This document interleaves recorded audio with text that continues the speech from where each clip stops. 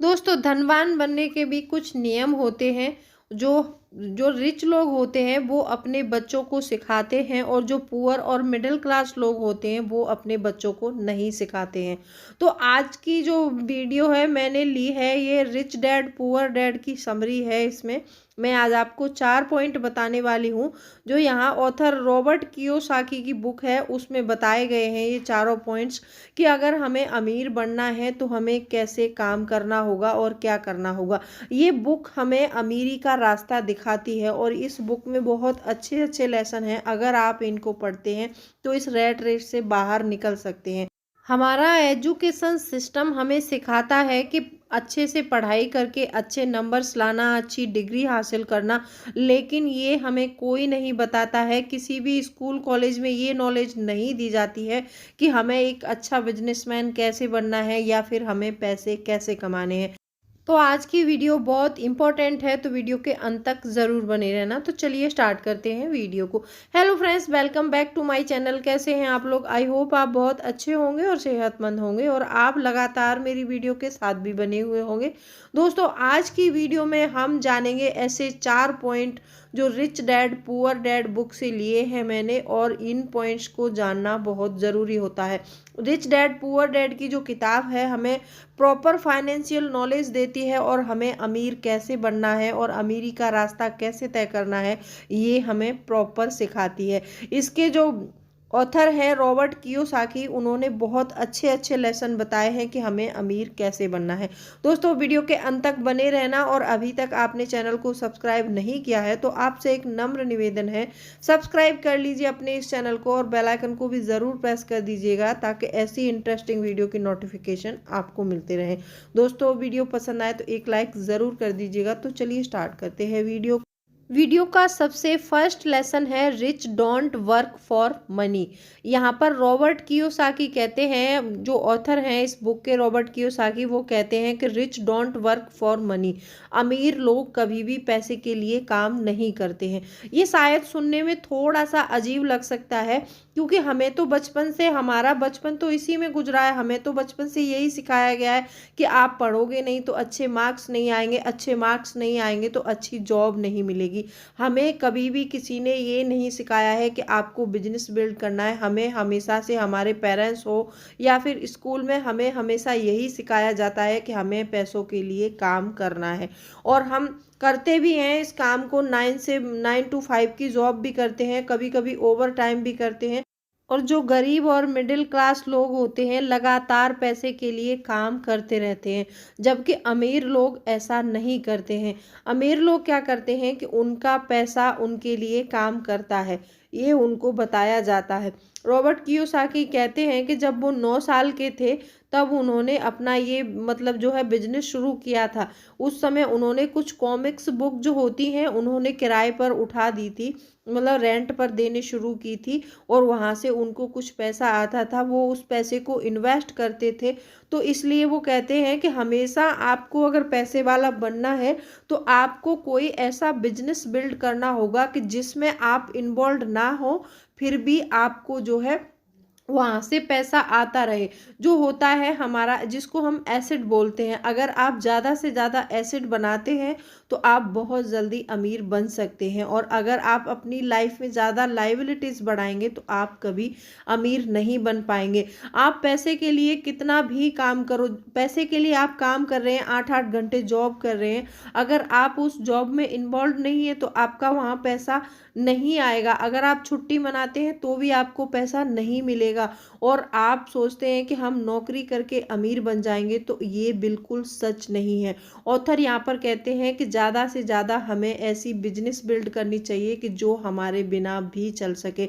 हम सोते रहें लेकिन हमारा पैसा आता रहे। हम कोई प्रॉपर्टी रेंट पे दे दें तो वहाँ से पैसा आएगा, या फिर हम कोई ऐसा, मतलब आप बुक, कोई जैसे देखा होगा आपने, बहुत से लोग बुक से एक बार लिख देते हैं, फिर उनसे उनको हमेशा जो है इनकम आती रहती है। तो आपको हमेशा एसेट बनाने हैं और लाइबिलिटीज़ कम करनी है। Lesson number 2, financial literacy. मैं इस बात को मानती हूँ कि जो हमें स्कूल कॉलेज में दी जाने वाली एजुकेशन जो होती है वो हमारे लिए ज़रूरी है। वो हमें एक अच्छा एम्प्लॉय बनाती है, लेकिन हमें एक अच्छा बिजनेसमैन या फिर एक अच्छा ओनर नहीं बना सकती है, क्योंकि उसमें फाइनेंशियल नॉलेज नहीं दी जा सकती हमें। वहाँ पर बस सिर्फ एक गोल होता है कि आपको अच्छे अंक प्राप्त करने हैं और एक अच्छी नौकरी पानी है। वहाँ पर सिर्फ हमें नौकर बनने की सलाह दी जाती है, वहाँ पर हमें मालिक बनना नहीं सिखाया जाता है। यहाँ पर जो रॉबर्ट कियोसाकी हैं, उनके रिच डैड हैं, उनको सिखाते हैं कि इस बात से कोई फर्क नहीं पड़ता है कि आप कितना कमाते हैं, फर्क सिर्फ इस बात से पड़ता है कि आप कितना बचाते हैं। वो कहते हैं कि इस दुनिया में 3 तरह के लोग पाए जाते हैं, जो सबसे पुअर होते हैं और कुछ मिडिल क्लास होते हैं और तीसरे नंबर के जो होते हैं वो रिच होते हैं। अब इनका कैश फ्लो इनके लिए कैसे काम करता है, हम इस बात को समझेंगे। जो हमारे जो पुअर लोग, जो पुअर कैटेगरी में आते हैं, वो पैसे के लिए हमेशा काम करते हैं। 1 महीने 2 महीने काम करेंगे, फिर जो भी पैसा मिलेगा उससे वो सिर्फ अपने होम रेंट और अपनी ज़रूरत वाली चीज़ों पर खर्च कर देते हैं।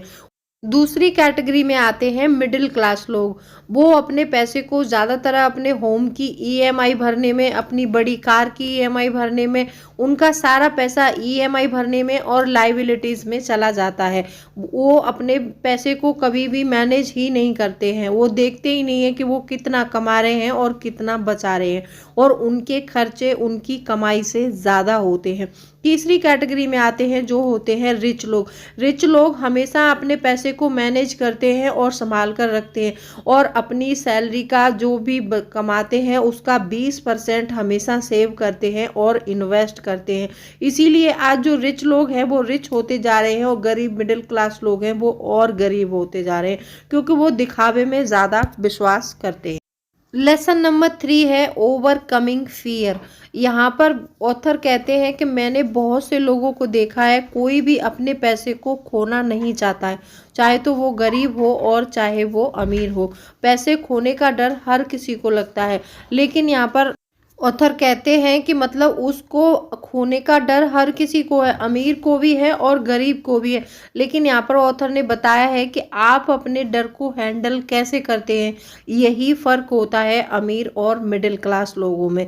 आपने देखा होगा कि जब आप 20 की उम्र में होते हैं तो आपके लिए ज़्यादा अच्छा होता है रिच बनना, मतलब आप जल्दी अमीर बन सकते हैं 20 की एज में, क्योंकि आपके पास उस समय कोई ज़्यादा रिस्पॉन्सिबिलिटी नहीं होती है। जब आप बढ़ती एज के साथ, जब आप 30 या 32 साल के हो जाते हैं तो आपके कंधों पर आपके परिवार की रिस्पॉन्सिबिलिटी आ जाती है, तो आप कोई भी रिस्क लेने से घबराते हैं और कोई भी रिस्क लेना नहीं चाहते हैं, और आपको डर रहता है कि मैंने अपने पैसे को अगर कहीं इन्वेस्ट किया या फिर मैंने कोई बिजनेस बिल्ड किया, उसमें मैं फेल हो गया या फिर मेरा पैसा कहीं डूब गया, तो आप वहाँ पर रिस्क नहीं ले सकते। यहाँ पर जो ऑथर हैं वो अपने पुअर डैड का एग्जाम्पल देते हुए बताते हैं कि उन्होंने इसी वजह से कभी भी अपने डर की वजह से रिस्क नहीं लिया और वो हमेशा डरते रहे, और उन्होंने इस अब जो फाइनेंशियल टॉपिक होता है उसको हमेशा अवॉइड किया।